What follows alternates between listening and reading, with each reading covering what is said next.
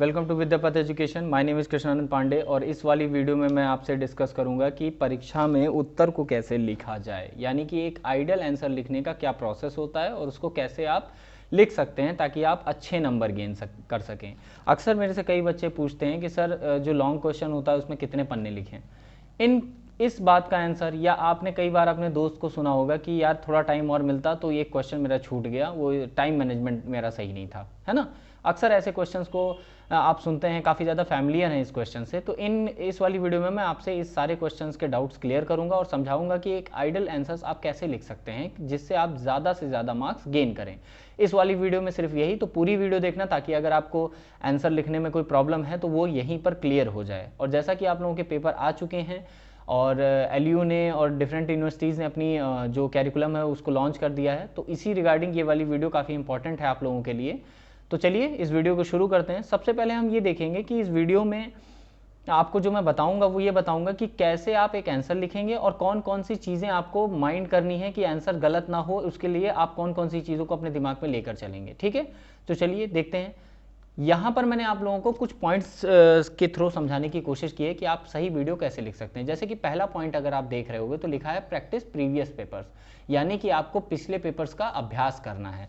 अब आप सोच रहे होंगे कि सर अगर आप पिछले पेपर का अभ्यास कह रहे हैं इसका मतलब कि हम इससे क्या जानेंगे कि प्रीवियस ईयर्स में जितने क्वेश्चंस आए हुए हैं उनको कौन कौन से क्वेश्चन आए हैं, कौन ज़्यादा रिपीट हुए हैं। जो ज़्यादा रिपीट हुए होंगे उन्हीं को हम टाइप करके पढ़ लेंगे सर। तो रिपीट का मतलब यहाँ पर सिर्फ ये नहीं समझना है कि प्रीवियस ईयर्स का क्वेश्चन पेपर पढ़ के आप रिपीट क्वेश्चन जान पाओगे। जो जानना है वो ये है कि जो भी हेडिंग यहाँ पर आपको मेंशन की गई है उसके बारे में जो उसका मोटो है वो यहाँ पर डिस्कस किया गया है। इसका मोटो ये होगा कि जो अंडरस्टैंडिंग है आपकी क्वेश्चन को लेकर के वो ज़्यादा मजबूत हो पाएगी, यानी कि आप अपने क्वेश्चन को समझ पाएंगे कि कैसे उसको हैंडल करना है, कैसे उसको हैंडल करना है, ये चीज़ आप उसको समझ पाएंगे। ठीक है, तो जब भी आपके सामने क्वेश्चन आता है तो पहले तो आपको उससे पहले प्रिपेयर रहना पड़ता है। ठीक है, क्योंकि प्रैक्टिस जितनी ज़्यादा आपकी रहेगी उतना ज़्यादा आपके लिए आसान रहेगा पेपर को टैकल करना। Is that clear?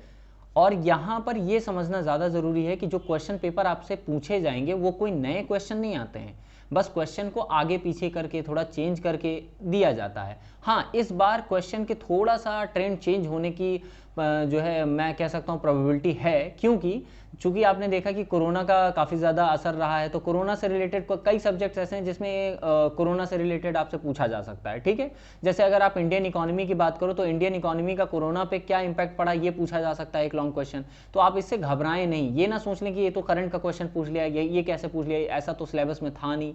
ऐसा बिल्कुल नहीं है। कई बार क्या होता है जब आप पढ़ते हो तो हम आपसे ये एक्सपेक्ट करते हैं कि आपने जो पढ़ाई की है वो अपने आसपास हो रहे करंट इश्यूज को रिलेट करके पढ़ाई की है, इसलिए ऐसे क्वेश्चन आने की प्रोबेबिलिटी बिल्कुल है। ऐसा नहीं है कि ऐसे क्वेश्चन बिल्कुल नहीं पूछे जा सकते जो सिलेबस में नहीं है, ये सिलेबस से रिगार्डिंग है, भले ही इसका टॉपिक सिलेबस में नहीं है। ठीक है, इसलिए प्रीवियस ईयर्स का क्वेश्चन पेपर आप सबसे पहले पढ़ें।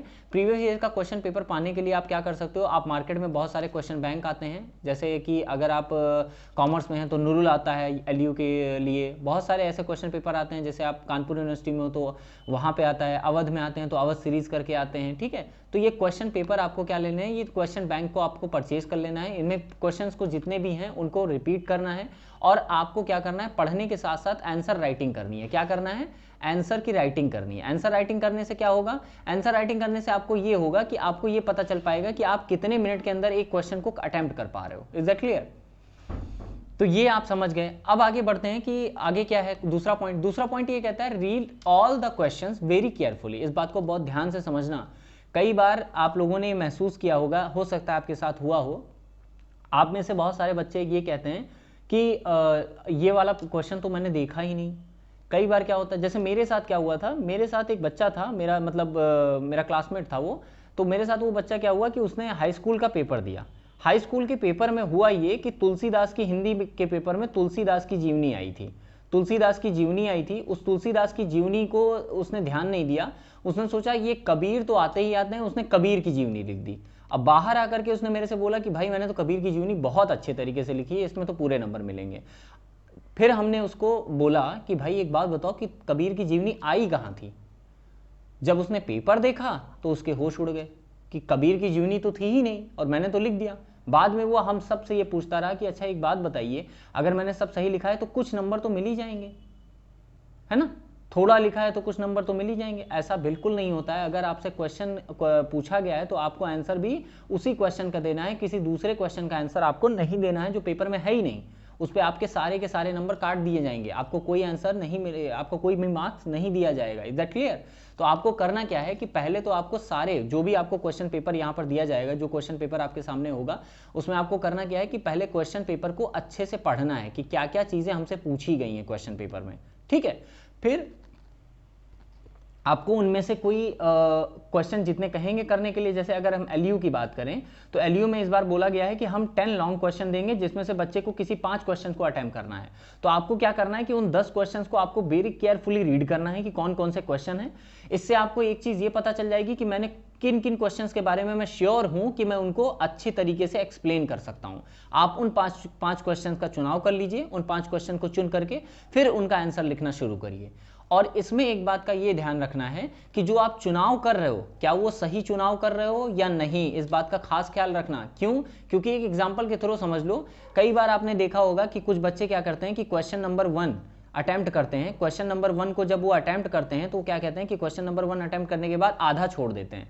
क्यों? क्योंकि उसमें क्या होता है कि उनको आगे की हेडिंग और आगे की नॉलेज होती नहीं है, तो वो कोशिश तो करते हैं कि आधा करके छोड़ देते हैं। और कुछ बच्चे होते हैं जो उसको पूरा काट देते हैं, फिर कहते हैं कि सर मैंने क्वेश्चन नंबर 2 किया है, क्वेश्चन नंबर 2 कर लिया है। ऐसी कंडीशन में होता क्या है कि ऐसी कंडीशन में जो एग्जामिनर होता है वो कंफ्यूज हो जाता है कि आपने अटेम्प्ट करने की कोशिश कौन सी की और अटेम्प्ट कौन सा किया। इस पे आपके नंबर कट सकते हैं। क्यों? आपको सिंपली एक बात ध्यान से समझनी है। समझनी क्या है? आपको एग्जामिनर को बिल्कुल भी मेहनत नहीं करने देना है, ठीक है। अगर एग्जामिनर आपकी कॉपी पे काफी मेहनत कर रहा है तो इसके पूरे चांस हैं कि आपके नंबर कटेंगे। अगर उसको कोई डिफिकल्टी है आपकी कॉपी चेक करने में, चाहे वो राइटिंग को लेकर के है, चाहे वो वर्ड्स को लेकर के है, चाहे कॉन्सेप्ट को लेकर के है, चाहे आपकी पूरी थ्योरी को लेकर के है, चाहे आपके लिखने के तरीके को लेकर के है कि आप एक आधा क्वेश्चन यहाँ लिख रहे हो, आधा दूसरे पेज पे लिख रहे हो, इसको लेकर के अगर एग्जामिनर को ओवरऑल कोई भी डिफिकल्टी महसूस हुई तो उसके दिमाग में एक सीधी बात जाएगी कि आपने पढ़ाई तो बिल्कुल नहीं किया, आपकी स्टडी बहुत ज़्यादा लो है, और जब स्टडी लो है तो नंबर भी कट जाएंगे। दूसरी चीज़ जो प्रोबेबिलिटी होती है वो ये होती है कि अगर कोई बच्चा, सपोज करिए अगर किसी बच्चे ने क्वेश्चन नंबर 1 अटेम्प्ट किया है, क्या किया है? क्वेश्चन नंबर 1 को अटेम्प्ट किया है, तो क्वेश्चन नंबर 1 अटेम्प्ट करने के बाद अगर काट के छोड़ दिया, उसके बाद क्वेश्चन नंबर 2 को पूरा कर दिया, ठीक। तो क्वेश्चन नंबर अगर 2 को वो पूरा किया है तो एग्जामिनर के बाद में 2 ही बातें जा सकती हैं। पहली बात तो ये कि उसको क्वेश्चन नंबर 1 पूरा आता नहीं था, जल्दबाजी में उसने अटेम्प्ट किया। दूसरा ये कि आपने चीटिंग की है। क्या की है? चीटिंग की है। किससे? अपने पीछे वाले लड़के से। अब कहोगे कि सर ये कैसे हो सकता है, चीटिंग कैसे कर सकता है? तो चीटिंग कैसे करेगा मैं बताता हूं। देखो, अगर आप एक एग्जामिनर हो और आपके सामने एक कॉपी ऐसी आती है जिसमें क्या हुआ कि एक बच्चे ने एक क्वेश्चन नंबर 1 का आंसर लिख करके उसको काट दिया और फिर सेकंड पेज पे उसने क्वेश्चन नंबर 2 का आंसर लिख करके उसको पूरा किया, इसका चांस ये है कि पीछे वाले बच्चे ने क्वेश्चन नंबर 1 को अटेम्प्ट किया, उसने काटा, और क्वेश्चन नंबर 2 को उसने पूरा किया, आपने उसका कॉपी कर लिया। अक्सर ये होता है कि कॉपी सीरियल से जब चेक होती है, मान लीजिए आपका रोल नंबर लास्ट में 18 है और आपके पीछे जो बैठा है वो 19 है, सपोज करिए, वैसे ऐसा होने नहीं दिया जाता, लेकिन अगर ऐसा होता है तो क्या होता है, अगर 19 यानी कि 18 है और 19 है और क्रॉनिकल वे में बैठाया गया है, यानी कि पहले ये बच्चा बैठा है फिर ये बच्चा बैठा है, तो ऐसी कंडीशन में क्या होगा, अब आप समझो, ऐसी कंडीशन में होगा ये कि अब मान लेते हैं हम यहाँ पर कुछ देर के लिए कि जो बच्चा 18 नंबर पे बैठा था उसने क्वेश्चन नंबर 1 को पहले अटेम्प्ट किया, ठीक, क्वेश्चन नंबर 1, उसके बाद उसको काट दिया, उसके बाद उसने क्वेश्चन नंबर 2 को अटेम्प्ट किया और पूरा क्वेश्चन कर दिया। अगर पीछे वाले ने भी सेम पैटर्न कॉपी किया है, अगर पैटर्न सेम मिल रहा है, ठीक है, अगर पैटर्न सेम मिल रहा है, इसका मतलब 19 नंबर वाले बच्चे ने 18 नंबर वाले बच्चे की कॉपी की है, ठीक है। इसमें क्या होता है कि अगर इसकी पहले कॉपी चेक होगी तो इसको नंबर तो पूरे मिल गए भाई, इसके काटने की सजा तो इसको मिल जाएगी कि हाँ भाई चलो तुमने काटा तो ठीक है, हम इतने नंबर काट के इसको दे देंगे। लेकिन अगर इसी तरीके की अगली कॉपी बिल्कुल मैच कर गई तो इस सेकंड वाली कॉपी पे गुस्सा ज़्यादा निकलता है, इस बात का ध्यान रखना।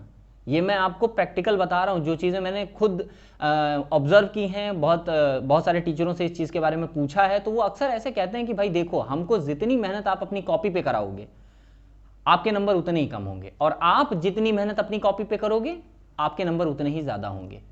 यानी टीचर को आपको बहुत ही सिंपल वे में समझाना है और बहुत ईजी लैंग्वेज में समझाना है कि सर इसका आंसर ये होगा, ये हेडिंग डालनी है, प्रॉपर हेडिंग डाल करके लिखना है। अगर आपने उससे मेहनत करवा ली, मतलब वो आपकी कॉपी में बेचारा चेक करते टाइम, आपकी कॉपी को चेक करते टाइम काफ़ी ज़्यादा मशक्कत हो रही है, तो आपके नंबर गिनने के चांसेस पूरे हैं। इसलिए आपको क्या करना है, सही क्वेश्चन का चुनाव करना है, जिसको लगता है कि आप स्टार्ट करोगे तो आप पूरा क्वेश्चन एंड करोगे। ठीक है, अगला पॉइंट देखते हैं कि क्या कहता है। अगला पॉइंट कहता है टाइम मैनेजमेंट। अक्सर आप लोग जब पेपर दे करके निकलते हो तो एक चीज सुने होगे कि भाई 2 लॉन्ग छूट गए। कोई बच्चा कहता है कि मेरा 2 लॉन्ग छूट गया। ठीक, अब ये 2 लॉन्ग छूट गया क्या क्या मतलब?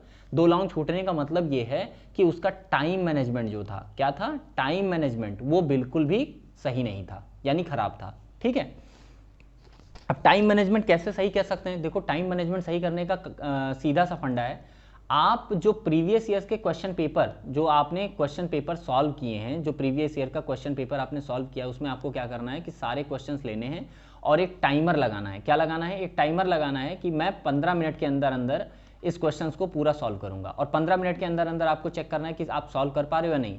अब मान लीजिए आपने 15 से 20 मिनट के बीच में वेरी किया। ठीक, अब 15 से 20 मिनट के बीच में वेरी किया, तो आपको रेशियो निकाल लेना है कि इतने क्वेश्चन मुझे करने हैं। जैसे 5 क्वेश्चन मुझे करने हैं, 3 घंटे का टाइम है, तो 3 घंटे का मतलब, अगर मैं कहूं कि 3 घंटे का टाइम है मुझे, 3 आवर्स का टाइम है, तो इसको अगर मैं मिनट में कन्वर्ट करूंगा तो ये टोटल होंगे 180 मिनट्स। कितने मिनट्स? 180 मिनट्स हो जाएंगे। अब 180 मिनट्स हो गए और मुझे क्वेश्चन करने हैं 5 से इसको डिवाइड करोगे कितना आएगा भाई? 5 1 5, 5 3 15, 5 कैरी हो जाएगा, सॉरी 3 कैरी हो जाएगा, और उसके बाद 5 से, यानी कि 36 मिनट्स एक क्वेश्चन के लिए आपको मिल रहा है। एक क्वेश्चन के लिए 36 मिनट्स आपको मिल रहे हैं। ठीक है, ये आपके मिनट हैं।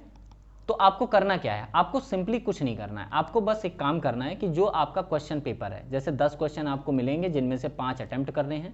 5 क्वेश्चन में ईच क्वेश्चन को 5 ईच, यानी कि अगर मैं बात करूं 5 क्वेश्चन है और ईच क्वेश्चन, यानी कि एक क्वेश्चन के लिए अगर मैं कहूं, एक क्वेश्चन के लिए आपको कितना टाइम देना है? 36 मिनट। अब आपको करना क्या है? कोशिश ये करनी है, इतना प्रैक्टिस करना है कि ये 30 मिनट के अंदर कंप्लीट हो जाए, 36 ना लगे। आपको हमेशा इनबाउंड होकर के काम करना है।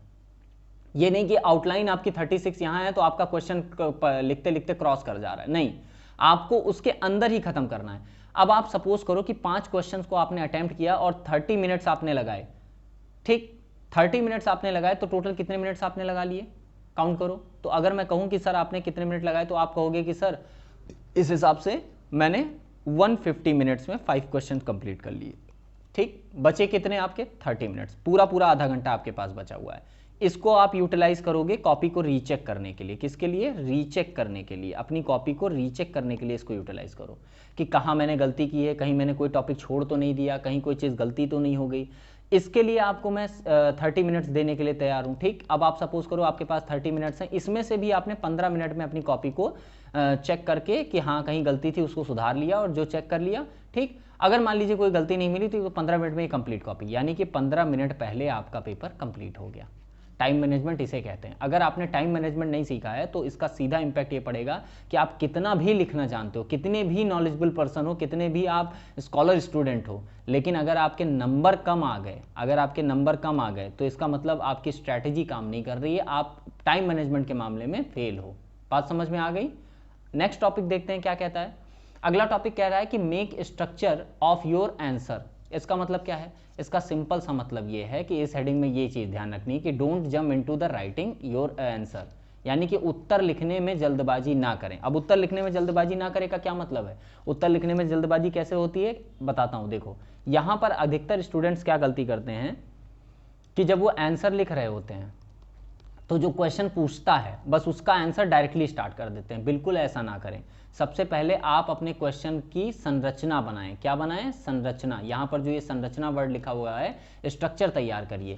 एग्जाम्पल के तौर पे ले लेते हैं। सपोज करिए आपसे मैंने क्वेश्चन पूछा what is law of demand. क्या पूछा? What is law of demand, आपसे क्वेश्चन पूछा। अब आपसे ये क्वेश्चन पूछ लिया गया कि what is law of demand. आपने कहा कि सर हाँ स्टार्ट करते हैं। आंसर लिखते टाइम आपने डायरेक्ट आंसर डाला, उसके बाद आपने स्टेटमेंट कोट इन कोट करके डालना शुरू कर दिया। ठीक, ऐसे क्या होता है ना, थोड़ा सा इंपैक्ट ऐसा लगता है कि यार हाँ बस इसने रटा हुआ था, लाया और लिख करके चला गया। इसमें क्या होता है कि बच्चे की जो थिंकिंग पावर है, जो ऐसी एबिलिटी है जिससे ये पता चल रहा है कि बच्चे के अंदर जो थिंकिंग पावर है, यानी कॉग्निशन पावर जिसे कह सकते हो आप, तो वो बहुत कम है, उसको बस रट्टा मारना आता है। ठीक है, रट्टा मारने का मतलब समझ रहे हो ना? तो रट्टा नहीं मार के जाना है, रट्टा मारने वाले बच्चे सबसे पहले पकड़े जाते हैं, इस बात का ध्यान रखना है आपको। आपको एक वाइजर आंसर देना है। वाइजर आंसर का ट्रिक ये हो सकता है कि जैसे मान लीजिए लॉ ऑफ डिमांड का आपसे क्वेश्चन पूछा गया था, तो आप स्टार्ट कर सकते हैं कि हाँ सर, हम डेली लाइफ में ये देखते हैं कि जब भी हम किसी चीज़ को परचेज करने जाते हैं और अगर उसके प्राइजेस बढ़ जाते हैं तो हम उसकी डिमांड को थोड़ा कम करते हैं। ऐसा इसलिए करते हैं क्योंकि हमारी इनकम जो है वो लिमिटेड होती है, यानी हमारा रिसोर्स जो हमारी इनकम है वो कम है, और उस रिसोर्स को हमें उस रिसोर्स को सभी अपने जो आपकी यूटिलिटी होती है उस पर करना है। ठीक, जो भी आपको कंज्यूम करना है उससे सारे कंजम्पशन बराबर होने चाहिए। तो इस वजह से किसी चीज़ का प्राइस जब बढ़ता है तो उसकी डिमांड कम हो जाती है, और जब किसी चीज़ का प्राइस घटता है तो उसकी डिमांड बढ़ जाती है। फिर आपको लॉ ऑफ स्टेटमेंट डालना है, स्टेटमेंट ऑफ लॉ डालना है, जिसमें आपको ये पूरा स्टेटमेंट जो है जो कहता है सेट्रिस पैरिबस, ठीक समझ रहे हो ना, जो लॉ ऑफ स्टेटमेंट कहता है इसको आपको समझना है, फिर डालना है, फिर आपको पूरा स्टार्ट करना है। ये होता है एक प्रॉपर आंसर। इसीलिए मैंने कहा कि प्रॉपर आंसर में सबसे पहले आप क्या करें, डेफिनेशन नहीं डालें, पहले तो आप मीनिंग डालें। क्या डालें? मीनिंग डालें, कि भैया मीनिंग में आपको पहले बताऊंगा कि क्या है ये लॉ ऑफ डिमांड, किससे रिलेटेड है। इसको मैक्सिमम 2 से 3 लाइन में बताएं, मैक्सिमम 2 से 3 लाइन, इससे ज़्यादा की जानने की ज़रूरत भी नहीं है उसको, क्योंकि वो एग्जामिनर जो बैठा हुआ है ना वो 40 साल, कोई 30 साल, कोई 25 साल से वही काम करता आ रहा है, और आप जो लिख रहे हो कोई नए नहीं हो, आपकी तरह कितने ही बच्चे ऐसी कॉपी लिख करके चले गए हैं, तो उसको कुछ नया मिलेगा तब वो कहते हैं। बहुत सारे एग्जामिनर्स हैं जो एलयू में हैं, और मुझे भी बहुत सारे एग्जामिनर ने पढ़ाया, और बहुत सारे डिफरेंट यूनिवर्सिटीज़ में ऐसे एग्जामिनर हैं जिनसे मैंने बात की, तो वो कहते हैं कि मुझे ऐसी कॉपी चाहिए जो मेरे ध्यान को रोक दे। बात समझ रहे हो? अगर आपकी कॉपी पे उसका ध्यान रुक गया, वो आपकी कॉपी को पढ़ना चाहता है, तो आपको खुले हाथ से वो नंबर देगा। सपोज करो 40 नंबर का पेपर था, तो 40 नंबर के पेपर में तुमको सीधा वो 40 नंबर देगा। ऐसा नहीं है कि वो 40 नहीं दे सकता, 39 देगा, या 0 नहीं दे सकता। प्रोबेबिलिटी सबकी होती है, ये रूल है। अगर आपने कुछ नहीं लिखा तो 0, अगर आपने अच्छा लिखा तो खुले हाथ से वो 40 भी दे सकता है।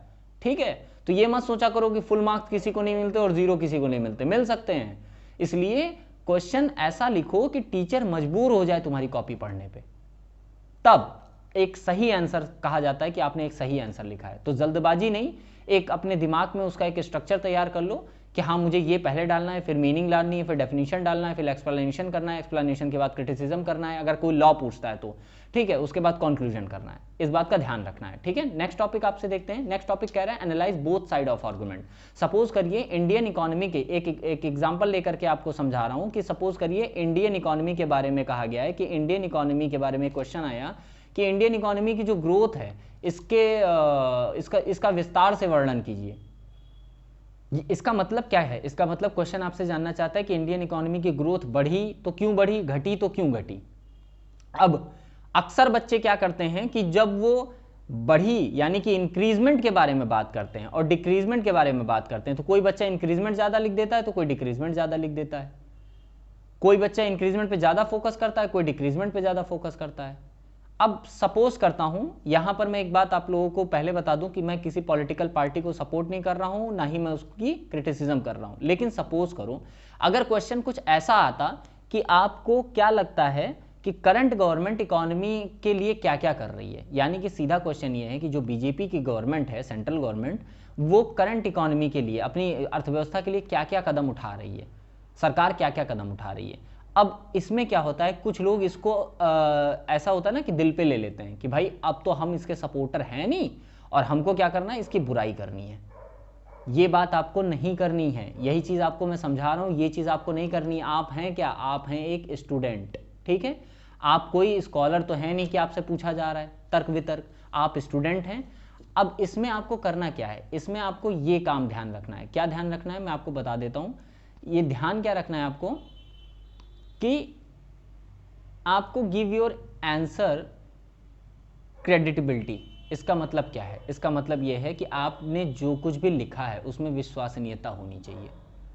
आप सपोज करिए आपको करना क्या है, आपको किसी भी ऐसे क्वेश्चन को जिसमें आपसे तर्क वितर्क लॉजिक और उसके बारे में डिस्कस किया जाए कि इसके पक्ष में लॉजिक दीजिए, इसके विपक्ष में लॉजिक दीजिए, आर्गुमेंट्स दीजिए, ठीक है, फेवर और उसमें अगेंस्ट, तो आपको करना क्या है, आपको आंसर को बैलेंस मोड में लेके चलना है। किस मोड में लेके चलना है, बैलेंस मोड में, कि मतलब आंसर न ज़्यादा अच्छा दिखे, आंसर तो ओवरऑल तो अच्छा दिखे, यानी कि आर्गुमेंट जो हो बहुत ज़्यादा अच्छा ही ना हो कि सारी बड़ाई बड़ाई कर दी गई, और ना ही बहुत ज़्यादा बुराई करनी है, आपको बैलेंस मोड में लेके चलना है। हाँ सर ऐसे ऐसे इस सेक्टर में गवर्नमेंट ने काफ़ी काम किया है, लेकिन आपको ये वर्ड नहीं यूज़ करना है कि इस सेक्टर में तो ध्यान ही नहीं दे रही है, नहीं, आपको ये कहना है कि सर इस सेक्टर में गवर्नमेंट को और ध्यान देना चाहिए जिससे इन सेक्टर्स को और बढ़ाया जा सके। पोलाइट वे में आंसर देना है, ठीक है, कूदना नहीं है कि लड़ाई कर ली, है ना। चलो नेक्स्ट पे देखते हैं क्या है।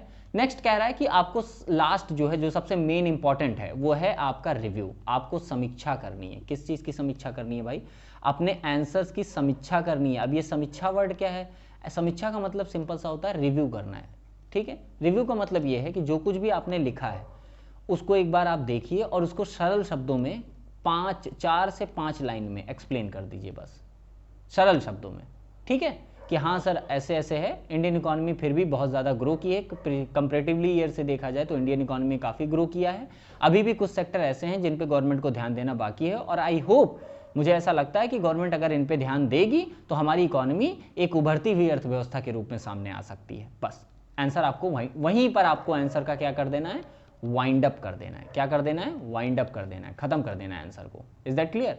तो ये सब कुछ चीज़ें बहुत ज़्यादा ज़रूरी हैं। और एक चीज़ और ध्यान रखनी है कि इसका जो मोटो है वो ये है कि कोई अतिरिक्त टिप्पणी, यानी कि कोई पूरा क्वेश्चन आपने किया, उसमें आपने कोई चीज़ भूल गए कि कहीं पे मेंशन करना भूल गए, तो अब मिटा तो सकते नहीं, तो आप उसे कंक्लूजन समीक्षा में लिख सकते हैं और उसे हाईलाइट कर सकते हैं कि सर ये चीज़ आप ध्यान दीजिएगा, ठीक है, कि कोई अतिरिक्त टिप्पणी जोड़ दीजिए जो आपको लगता है कि ध्यान देने योग्य है।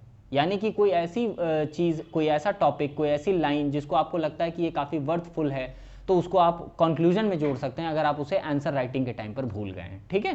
तो ये होता है एक प्रॉपर आंसर राइटिंग लिखने का तरीका। Is that clear. I hope कि आपको बात समझ में आ गई होगी। अब आपको क्या समझना है, ओवरऑल, जैसे मैंने आपको अभी समझाया कि ओवरऑल आपको क्या करना है, रिव्यू करना है, ठीक उसी तरीके से एक रिव्यू मैंने आपको इस वीडियो का भी दिया। अब आपको यही समझना है कि सर ने कैसे आपको समझा दिया। देखो मैंने यहां क्या लिखा कि याद रखें, परीक्षा आपको फंसाने के लिए नहीं ली जाती। परीक्षा के दिन घबराएं नहीं, अपने आप को आश्वस्त करें कि आप परीक्षा के प्रश्नों का उत्तर देना जानते हैं। इसका मतलब इंग्लिश में आप देख सकते हो, बाइलिंगुअल मैंने इसलिए पीडीएफ बनाया है ताकि आपको कोई दिक्कत ना हो कि एग्जाम्स आपके ऐसे नहीं लिए जाते। ये ऐसा नहीं है कि यूनिवर्सिटी या एग्जामिनर ये सोच के बैठा है कि नहीं तुमको तो फेल करूंगा ही करूंगा, ऐसा बिल्कुल नहीं है। वो बस ये जानना चाहता है कि ये जो 6 महीने आपने अपने बिताए हैं कॉलेज में, उस कॉलेज में आपको क्या सीखने को मिला है, क्या आपने अपनी नॉलेज में कोई इंक्रीजमेंट की, ग्रोथ हुई या नहीं हुई, ये चीज़ देखने की ज़रूरत है यहाँ पर। तो पेपर आपको फेल या पास के लिए नहीं बनाया जाता। ये तो दो कैटेगरी है।